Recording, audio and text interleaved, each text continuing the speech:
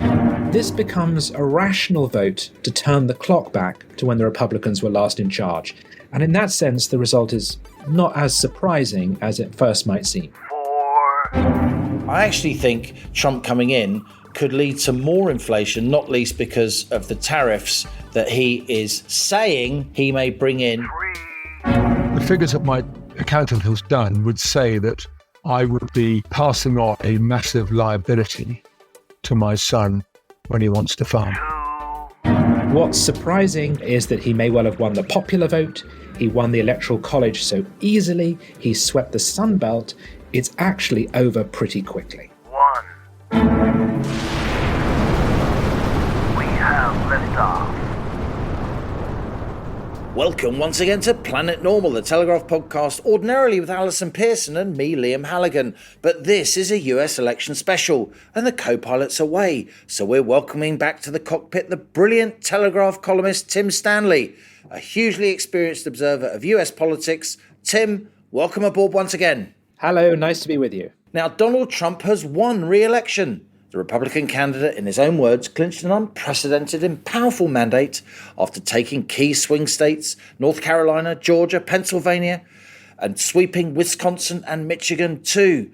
The 78-year-old's on course to win the popular vote as well, winning not just enough states to gain power, but gleaning the most votes overall. The Democrats will now no doubt engage in a circular firing squad of internal recrimination. Joe Biden clung on to power, having to be ousted by his party establishment when his incapacity on health grounds became all too undeniable. Vice President Kamala Harris, as a result, had barely 100 days to campaign.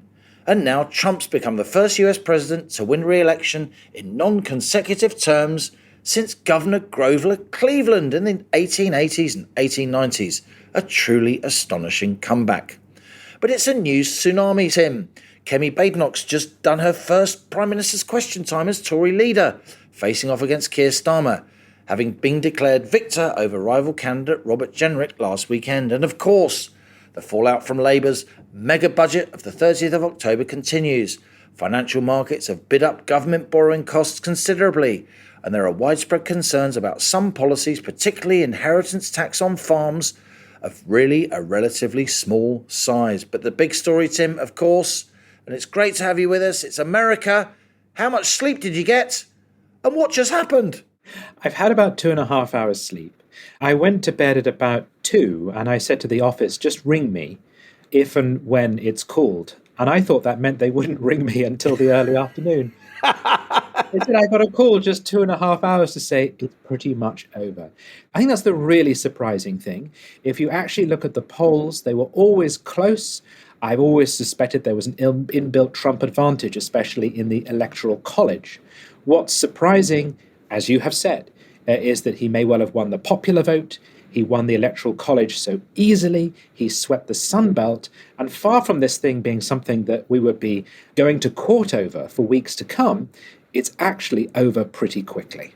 We can talk about so much, the impact on Britain, the impact on the world, but let's just stick with the US for now.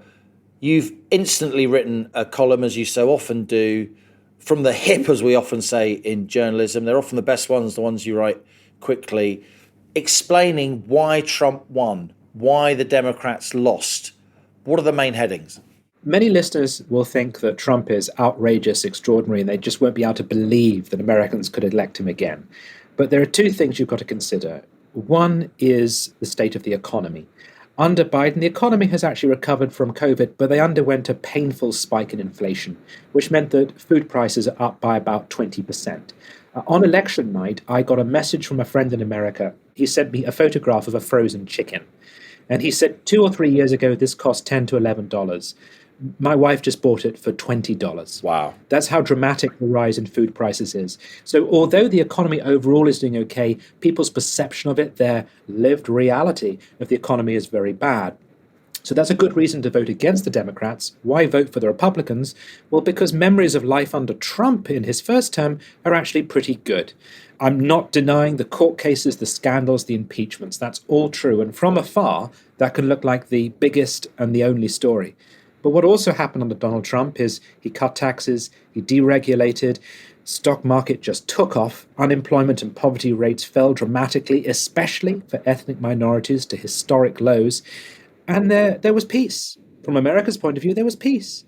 So if you're an American voter and you're looking in your wallet, you're thinking about what you've been through, you're thinking about what life was like before, this becomes a rational vote to turn the clock back to when the Republicans were last in charge. And in that sense, the result is not as surprising as it at first might seem. Beautifully summarised, Tim. We'll, of course, put the link to your latest columns on the US election in the show notes of this episode. For my part, I wrote on Sunday that I think it's ironic if Trump was to win, and now, of course, he has won, even though he's campaigned really quite assiduously on the cost of living, linking Joe Biden and Kamala Harris and the Democrats to that lingering inflation in the US. Of course, inflation's down from the peak of 9.1%, but prices haven't gone down, and prices for the likes of frozen chicken, petrol for cars, many things that the poor disproportionately spend more of their money on remain very, very high. And yet, and here's the irony, I actually think Trump coming in could lead to more inflation, not least because of the tariffs that he is saying he may bring in on all imports into the US, and particularly Chinese imports. How did Trump manage to pin inflation on the Dems to the extent that he did? This is the surprising thing because, of course, the counter-argument is it had nothing to do with Biden. It was to do with the after effects of COVID, the disruption of supply chains, and the Ukrainian war. And if you think about this country, well, the poor old Conservative government made the same argument about energy prices. Nothing to do with us, all external shocks. We're doing our best to compensate. But the public still voted the Tories out and blamed them because people do pin inflation on governments. There's just no escaping that.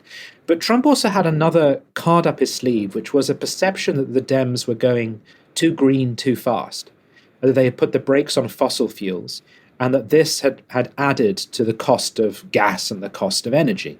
Now, whether that's true or not, it may be something that's stuck. And I think that's very interesting. We've seen a number of elections which hinge on net zero policies. I'm not saying this was one of them, but it was in the background.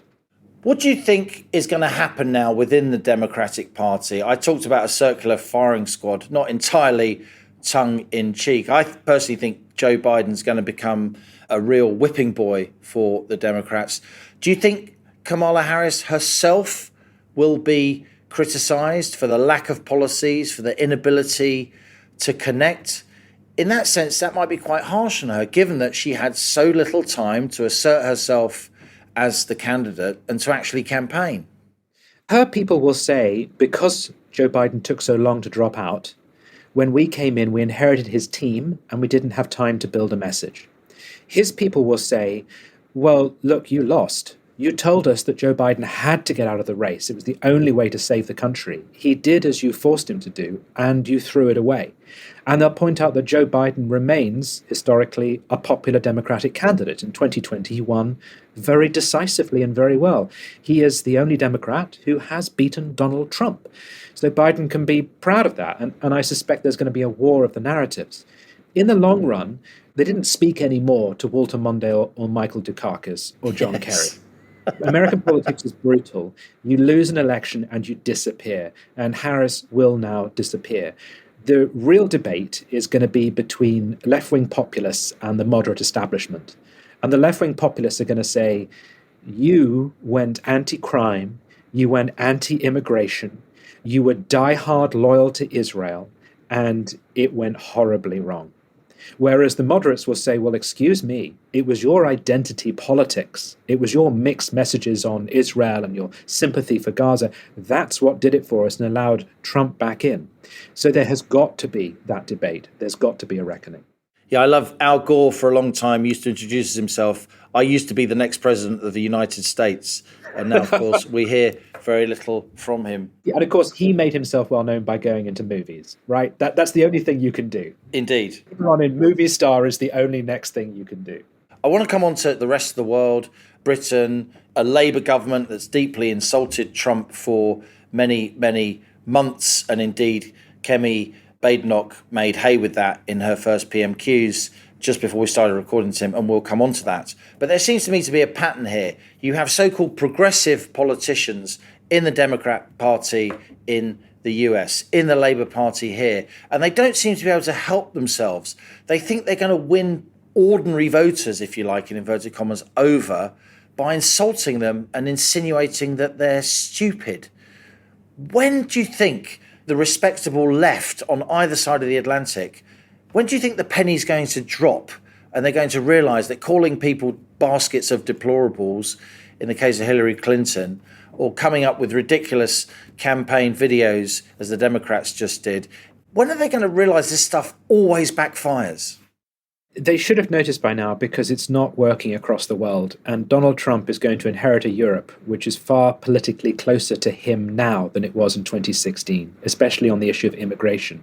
Donald Tusk, who everyone was cheering his election in Poland because he was the great hope of the Liberals, he said that he would like to put a pause on asylum seekers.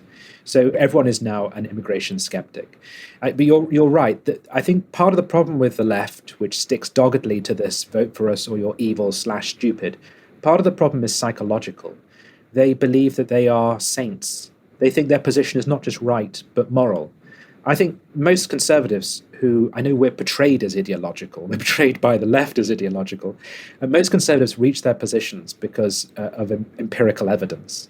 They just think whatever I might like to do, however I'd like the world to be, this is the world as it actually is. And it isn't always perfect, but this is just what we have to do.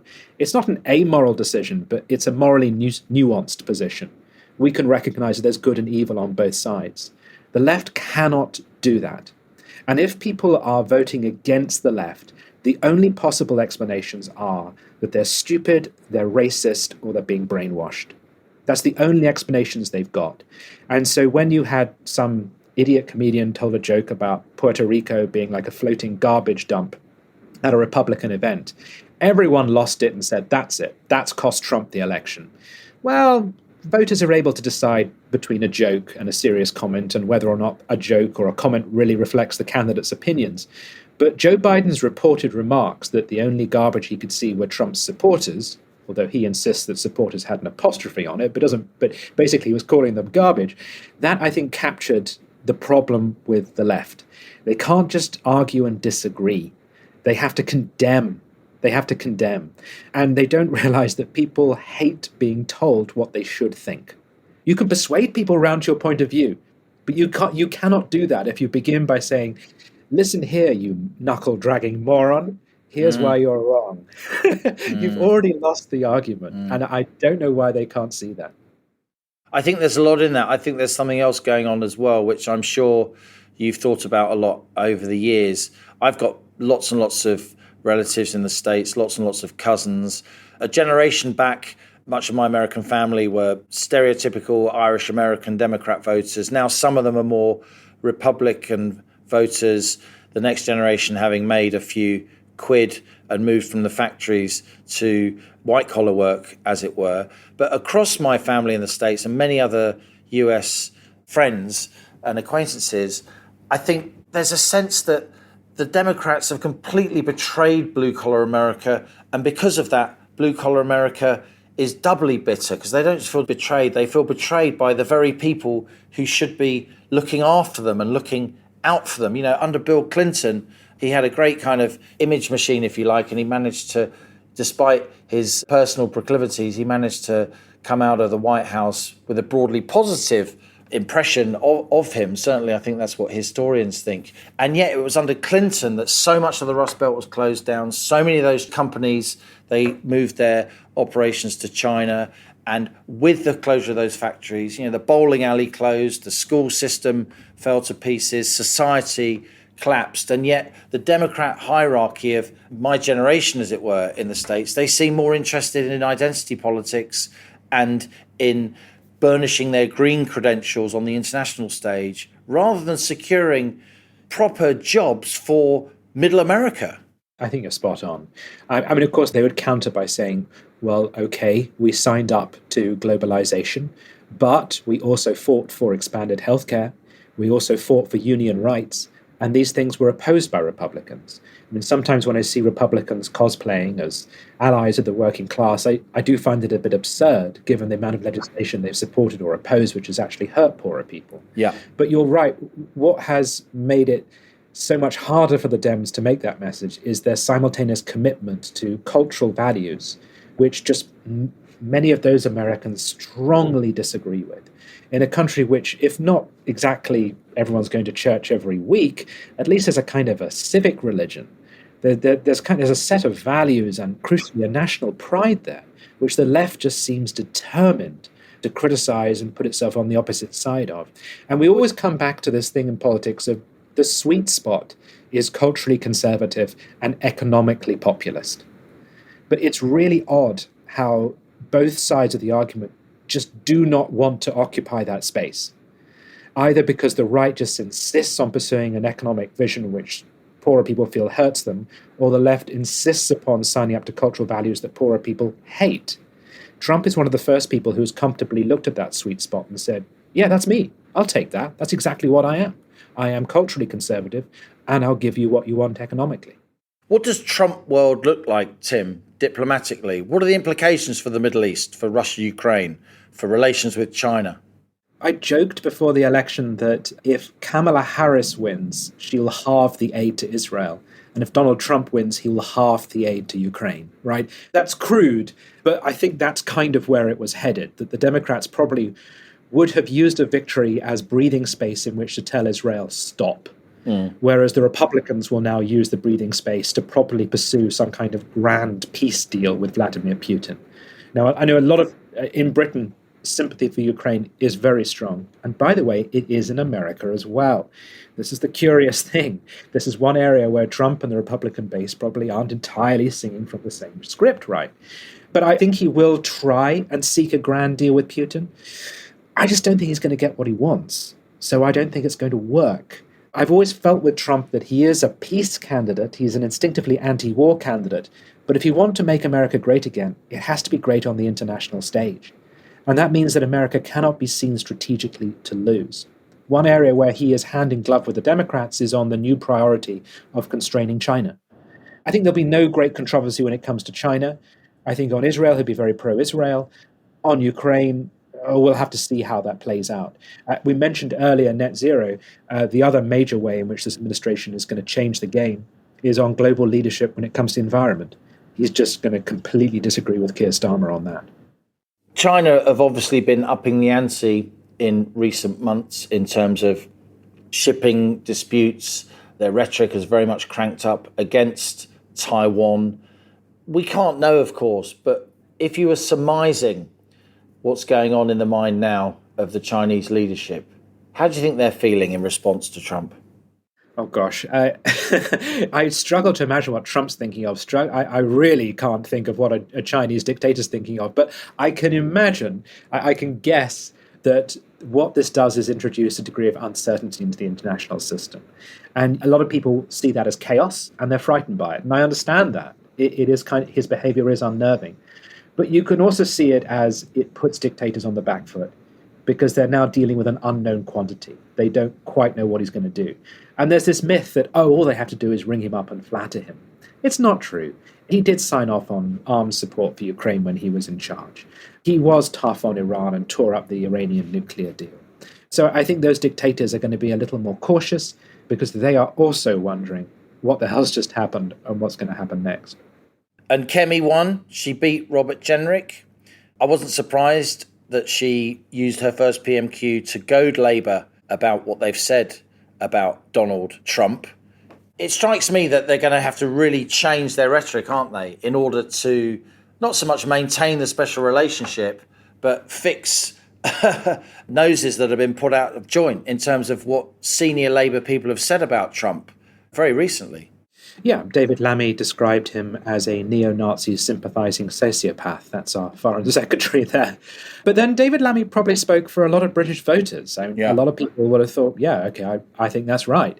I think the reality is that for all those asking, what will the relationship be between Keir Starmer and Donald Trump? I suspect that Donald Trump doesn't know who Keir Starmer is. And I say that knowing that they've had dinner. Yeah. Right? It was, Yeah, yeah. I'm sure that as soon as Keir For left several the hours, and it was very constructive, said the Labour leader. Well, McDonald's restaurants can be very nice. Some of them had salad bars. I just think it would have gone straight out of Trump's head. He's an instinctual politician. He is, as he always says, a deal maker. He'll work with anyone. People worry about, oh, David Lammy was rude about him. Donald Trump met Kim Jong-un, right? He did a deal with North Korea. David Lammy saying rude things about him, I don't think is going to be the problem in our special relationship. The problem is going to be Ukraine and the environment. And what do you think the new Conservative leader, how do you think she's going to fare in the weeks and months and possibly years to come? Were you surprised that she won? No, I wasn't. A bit like Donald Trump, it's one of those things that in hindsight you think, well, that was blindingly obvious. She always was the favourite because she's a star. She has a degree of charisma which Rob Jenrick lacks. So many people have misread this election just as they misread the American one. It wasn't a fight between left and right. It wasn't about Michael Gove organising things behind all the nonsense people come up with. This represented the emergence of a new generation of the conservatives who have served in government and have realised that being a conservative within the system doesn't work. You actually have to change the system. And both Jenrick and Kemi would do that. They would do it in subtly different ways. Jenrick walk away from the ECHR. Kemi is more about tearing up primary legislation, culture wars. But basically, they would do the same thing. The difference between them was the question of charisma and star power. And I just think with Kemi, so many people are going to be watching the first PMQs as we've done, and they're going to say, who the hell is that? Because people don't pay attention to politics, and no one knows who the leader of the opposition is. And if you've got someone who is different and stands out, that cuts through. Not least because we've had so many Conservative leaders in recent years. It's so many, so chaotically appointed and disposed of that I think it's done serious damage to Britain's international reputation and the reputation of the Conservative Party. For my money, Tim, I think she should move quickly to change the rules. Sounds like a cliche, but you'll know as a keen student of politics, you only need 15% of the parliamentary party in order to spark yet another leadership election. You know, when you've got so few MPs, 18 MPs or 19 MPs, that's a dinner party. I think they really need to change those rules so we don't get endless speculation. I mean, how long is it going to be before non-entity backbenchers are leaking to Guido Fawkes and other political websites, all my letters in with the chairman of the 1922. She needs a good run at it, doesn't she? Part of the problem is that some of those non-entity backbenchers are now frontbenchers. Yeah. Because, as you mentioned, the numbers are so low that when she had to organise her team of talents, how do you do that when about 80% of the talent has lost its seats? Her cabinet of rivals is in many regards a cabinet of mediocrities. And there are many appointments she has made. A bit like Starmer had to do when he was leader of the opposition. You look at them and you think, this is not the best. And it puts a great deal of weight on her shoulders. It's why she's got to perform so well, because I don't see Mel Stride or Chris Philp doing that. But I sympathise with what you're saying. The Tories cannot afford to be fratricidal.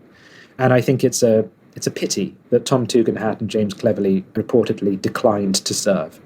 I think even if they were offered a demotion, I think it's a pity they didn't take it, because the Tories have got to be united.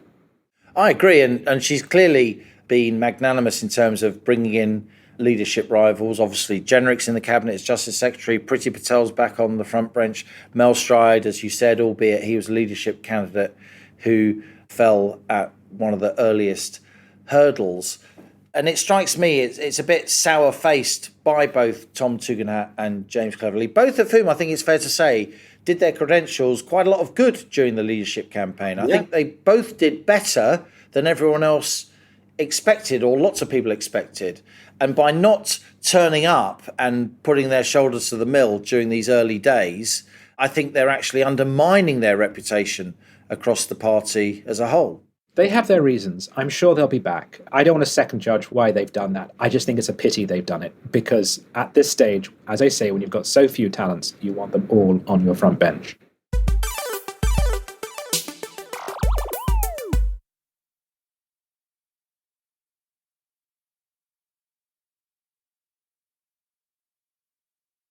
And now on to our Planet Normal guest. Richard Payne owns a farm near Taunton. Apart from a few years serving in the British Army, he's devoted much of his adult life to farming and food production, land management, and the promotion of biodiversity, to say nothing of raising a family. Richard farms 700 acres, of which he owns 550. He runs an overwhelmingly arable operation, growing wheat, barley, beans, oilseed rape, maize, spuds and peas.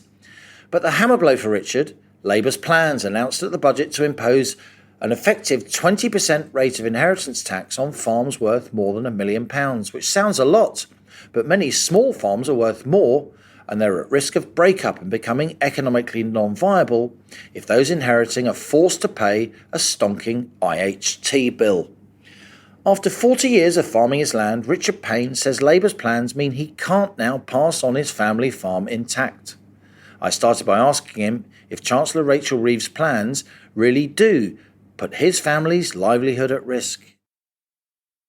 In a short answer, 100%. The margins from actually producing food or growing food are so wafer thin that most sane people outside of agriculture would say, what on earth are you doing? But, we do it and people need to eat, and it's just our way of life, if you like.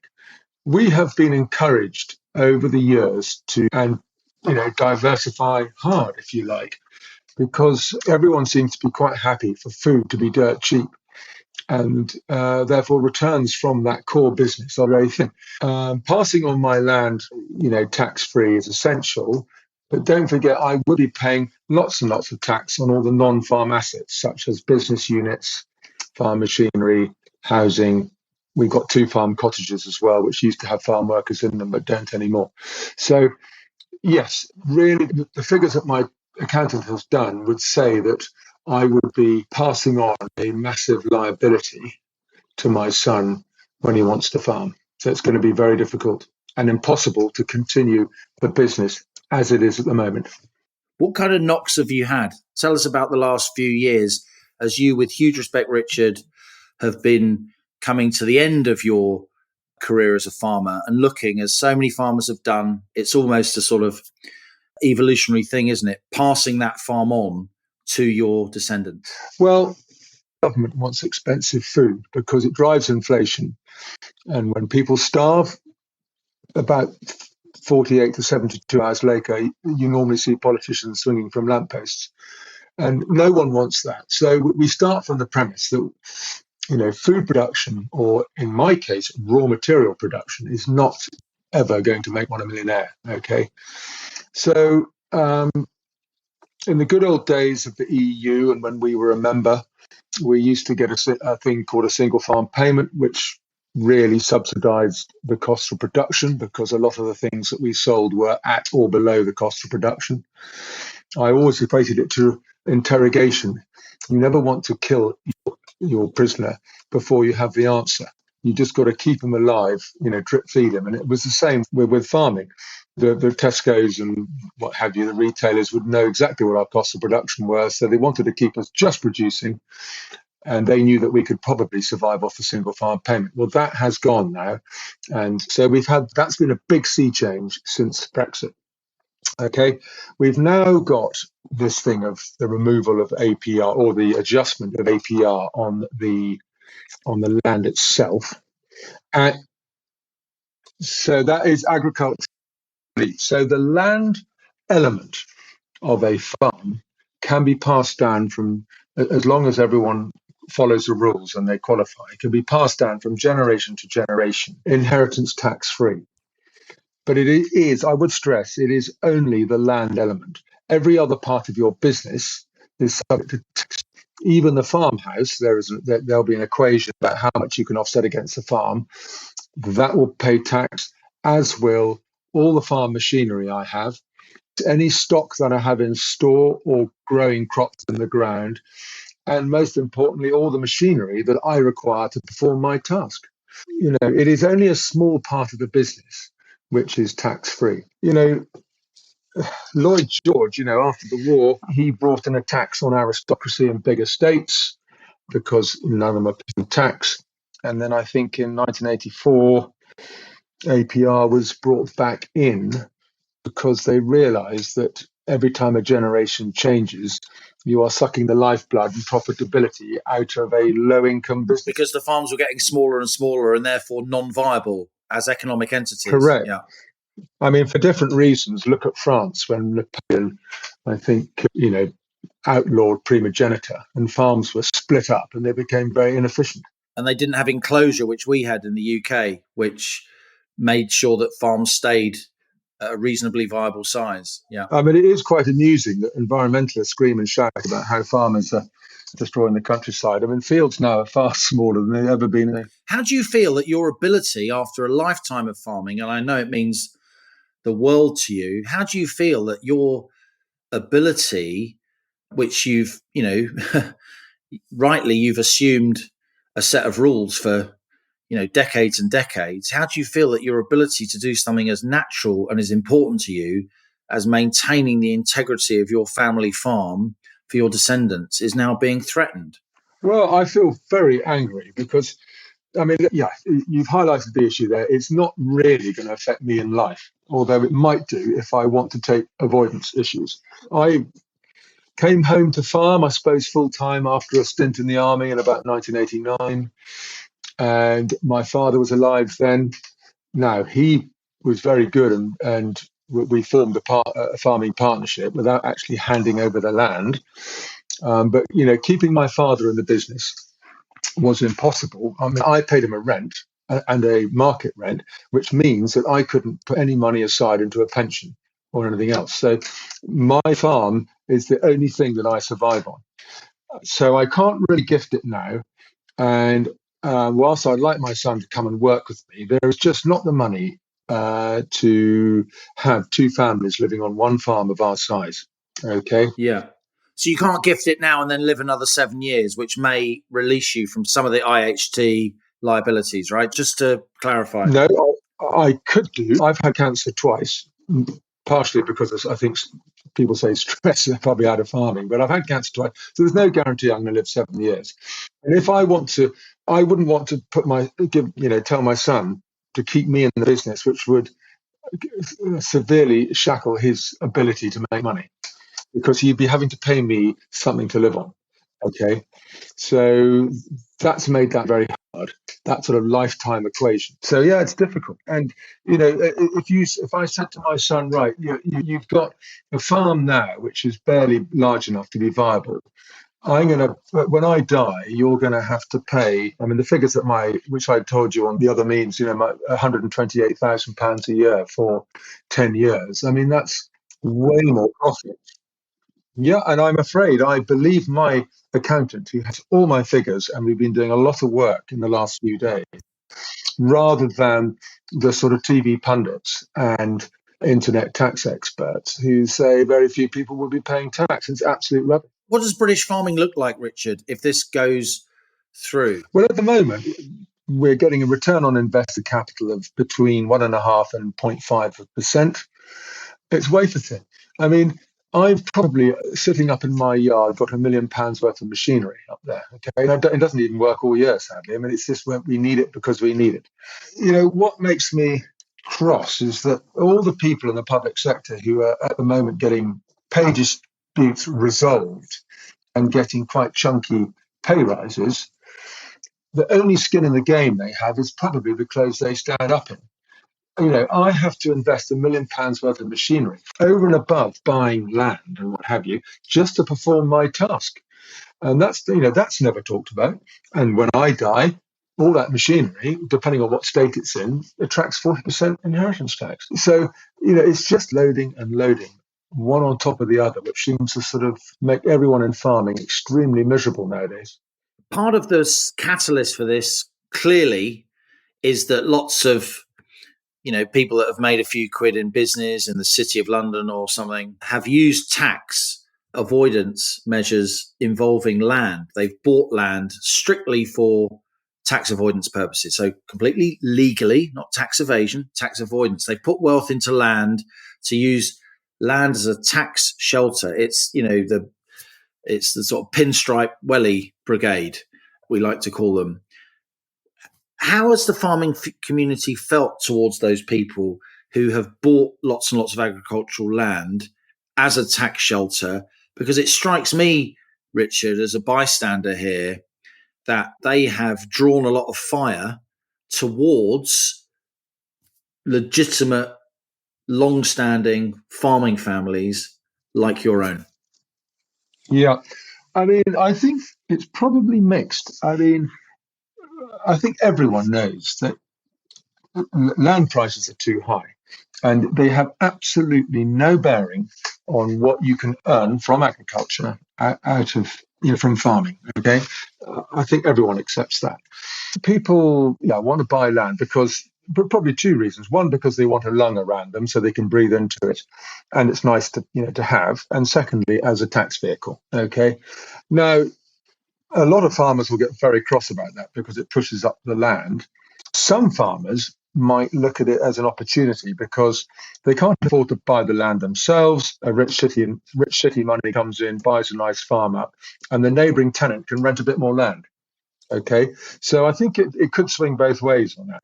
But the risk is, of course, that if investors see that they're not going to get the tax relief that they thought they would, they might want to divest of that land. And then the sort of unsecured farm business tenancy comes to an end and they're kicked off the land. Not only does that affect the farming family, but it also has a huge effect on food security and food production. What happens, Richard, if because of this tax move proposed by Chancellor Rachel Reeves, a lot of British farms that currently are viable have to be broken up for tax purposes in order to meet these IHT bills? Big chunks of family farms have to be sold off. What does that do to our food security? What does that do to the husbandry, the stewardship of our glorious English and British countryside that even townies appreciate, if only for the odd day trip? First of all, no one knows their farm or a block of land like the owner-occupier or the occupier as a tenant. It takes tens and tens of years to understand how your soil works, how your farm works. And so when you lose that land and someone else takes it on, there's a huge deficit of knowledge about that block of land, and therefore, production would drop. But if all families, probably 85% of farms in this country, if we're all going to have the tax put on us and everyone has to sell land, first of all, who's going to buy it? Because fewer people will go into it if they know that they've got to pay stamp duty on the way in and death duties on the way out. And, are we going to find non-farming investors, buying all the land up? And one could argue, is that the intention anyway, to get farmers off the land so we can have carbon credits, carbon offsetting, build houses on it, or solar panels? Do you think, Richard, there's an element of class war here? I'm not from a farming family, though my family were farmers just 2 generations ago, albeit in the west of Ireland. So I spent a lot of my childhood on farms, and I live in a part of the UK, gateway to East Anglia. So in my social circle, through the kids, I've met many farmers because my kids have gone to school with their kids.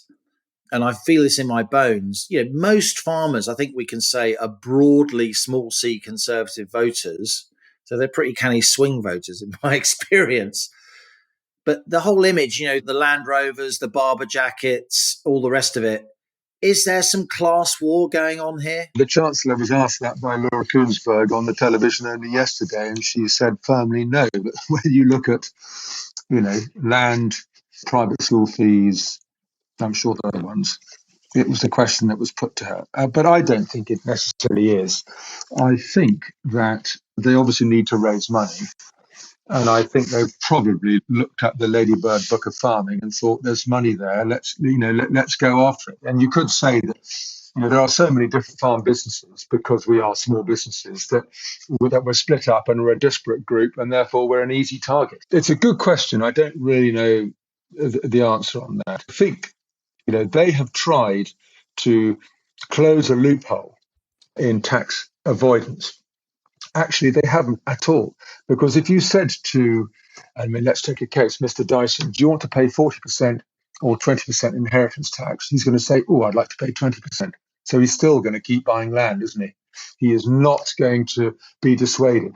There are far simpler and better ways of raising the revenue that they want. I mean, all you need to do is to extend the qualifying period to be an active farmer from 2 years to 10 or 20, and they will have to go and look elsewhere to invest.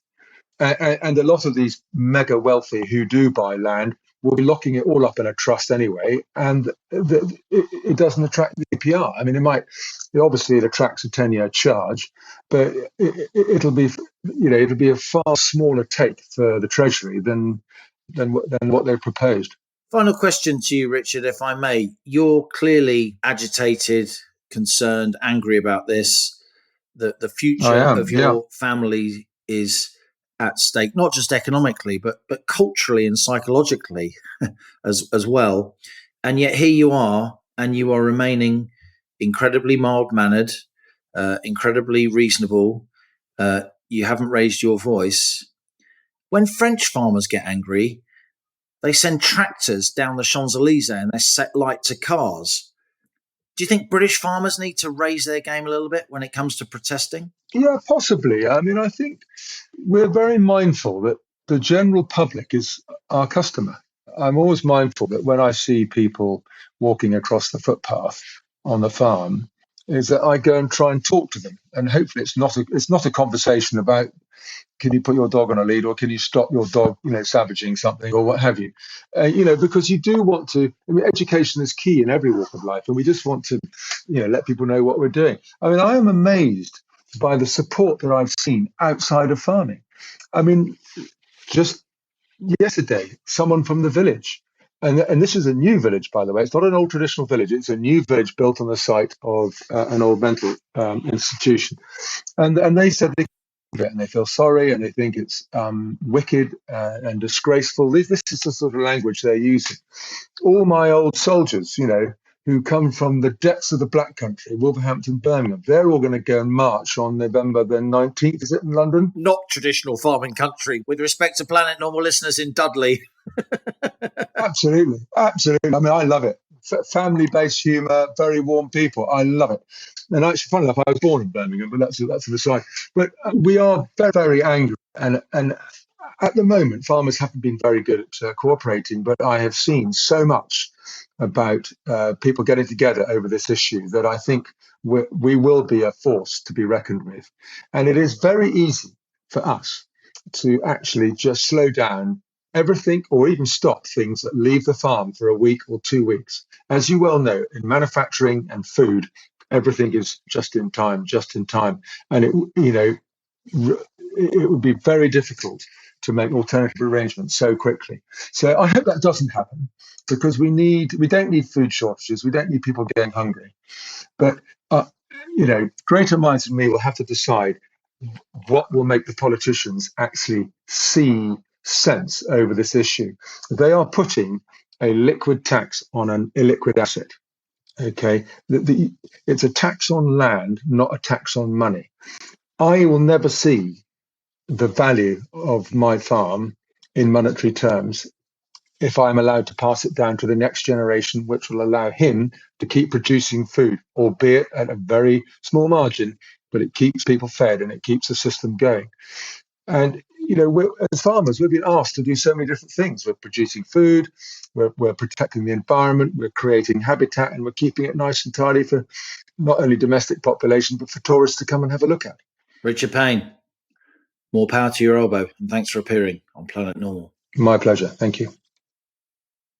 Tim, we interview some big names on Planet Normal, and yet sometimes the interviews which really, really connect with our listeners and more broadly is when we interview ordinary people in really difficult situations. I really felt for Richard Payne during that interview. I agree. And this is an example of big government doing great harm to people's businesses. And businesses are not just about making money, although that's a good thing to do. They are about supporting your family, and they are about cultivating the land and feeding us. So anything government does to harm that, I just think is unconscionable. And one should say the government will say, well, this is actually about tackling tax avoidance, because very rich people have been buying up land in order to avoid inheritance tax. And so we're trying to set the rates of this at such a point that it doesn't hurt the little guy.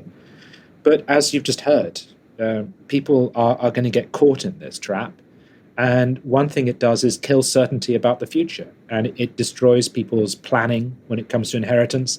So they have to make horrible decisions. I agree with you. I found the interview very affecting.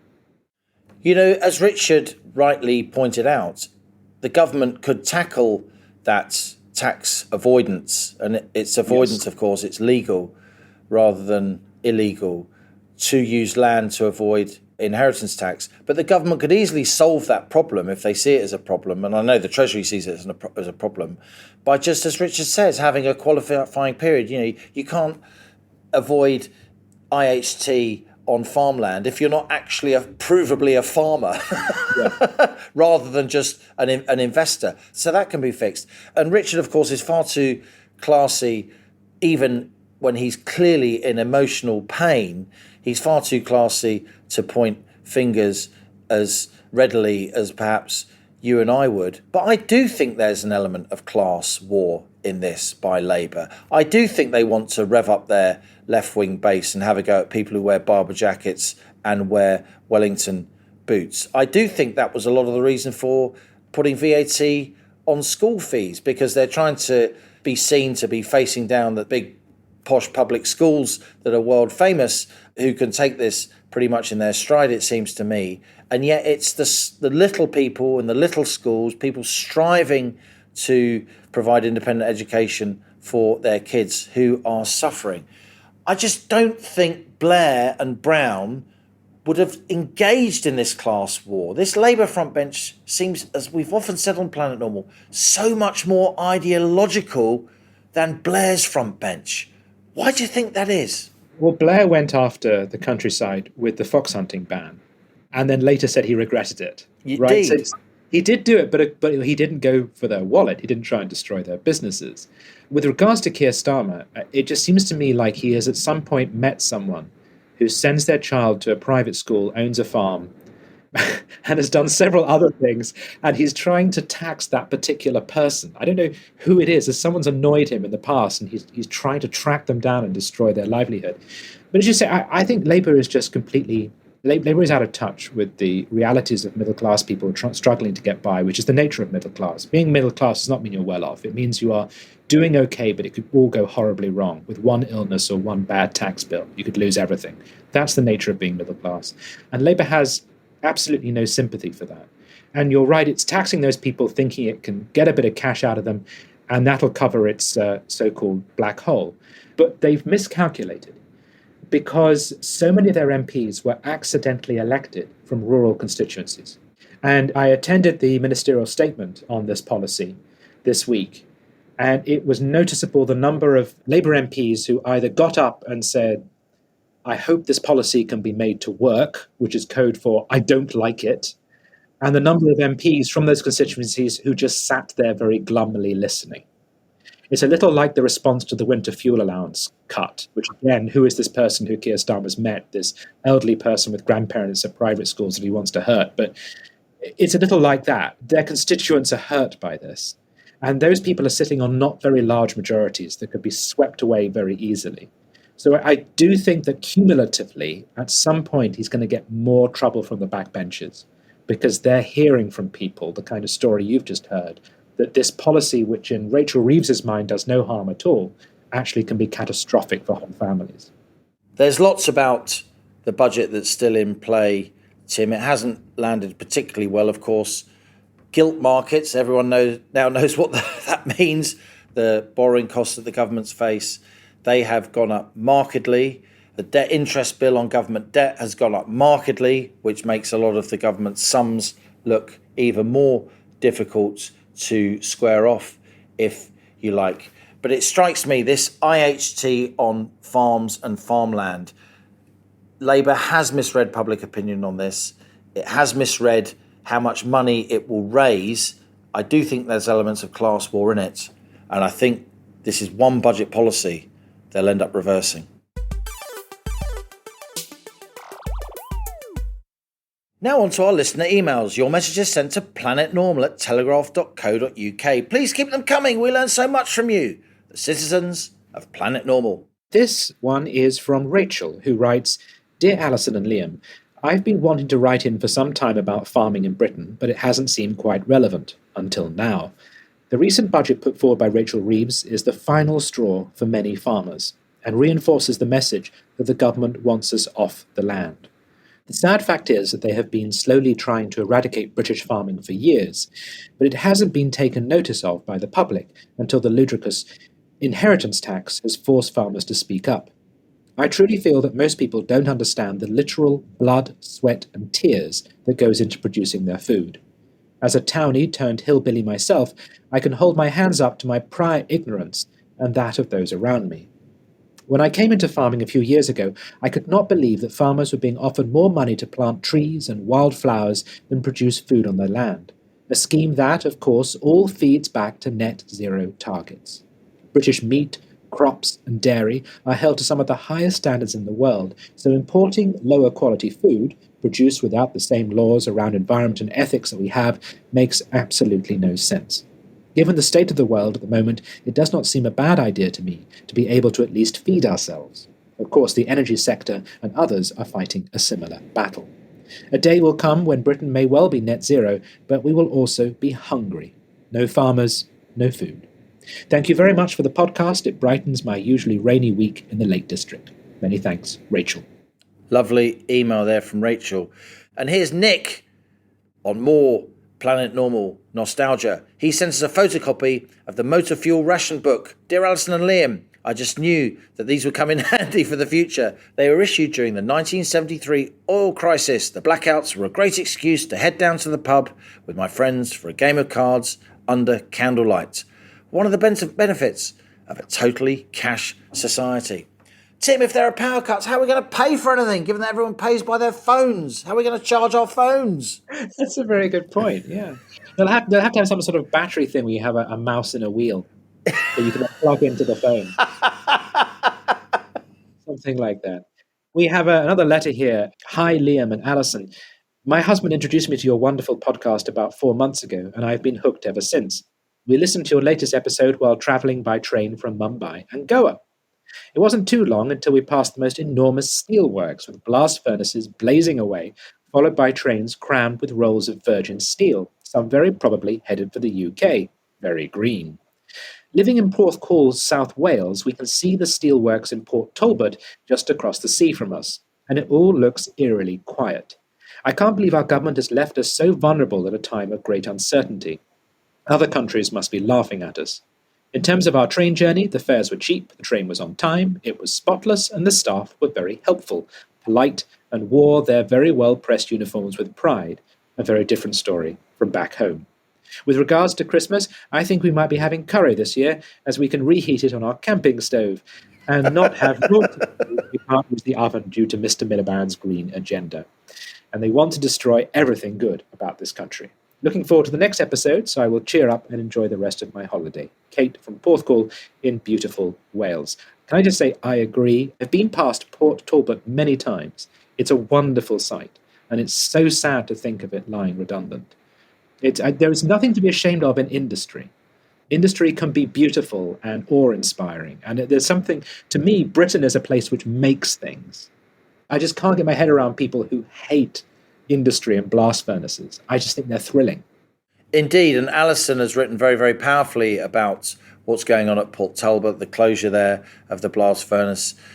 Alison is, of course, very much a proud Welsh woman with relatives working at Port Talbot whose livelihoods are now under serious threat. And I think Labour have got a real problem. You'll have noticed, Tim, the head of the GMB, the third biggest union in the country, they're liking Ed Miliband's closure of North Sea oil and gas exploration, of this generation's mining crisis. So you had, just as Labour were coming in, the first TUC conference under a Labour Prime Minister in 14 years, you had both the TUC General Secretary, the head of the second biggest union, the head of the third biggest union, all warning on net zero, saying that decarbonisation cannot mean deindustrialisation.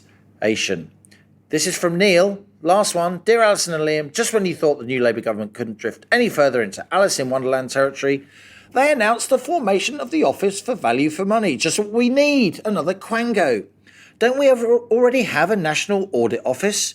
Just to add to the hilarity, the new head is a former non-executive of that paragon of budgetary and delivery performance, HS2, on an annual salary of £250,000. Only Lewis Carroll could write this stuff. Regards, Neil. And on that bombshell, that's it from Planet Normal for another week. As we leave our sanctuary sweet Reason, our flying refuge of Reason views, email of the week. Tim, do you want to pick one? Oh gosh, the scene from Goa and Port Talbot. Beautifully written. Alison will be pleased because the email with the Welsh twist, and she'd have killed me if I hadn't put it in, not only has been read out, it's also gleaned a Rara's Rocking Horse Poo Planet Normal mug. So, Kate, send us an email to planetnormaltelegraph.co.uk with mug winner in the subject heading. Give us your postal address and a Rara's Rocking Horse Poo Planet Normal mug will wing its way to you. If you enjoy Planet Normal, please subscribe to this podcast and leave us a rating and a review on Spotify, the podcast app, or wherever you listen. It helps others to find us so that the Planet Normal family can grow. And grow it is. And as we speed away from our beloved Planet Normal and the madness, and growing it certainly is. And as we speed away from our beloved Planet Normal and the madness of planet Earth comes back into view, thanks as ever to our producers Isabel Boujard, Cass Ho, Louisa Wells, and of course, drum roll, a huge round of applause to Tim Stanley. How you did that on 2.5 hours sleep. What a pro he is. Stay safe and in touch with us and with each other. Until next week, it's goodbye from me. And it's goodbye from him.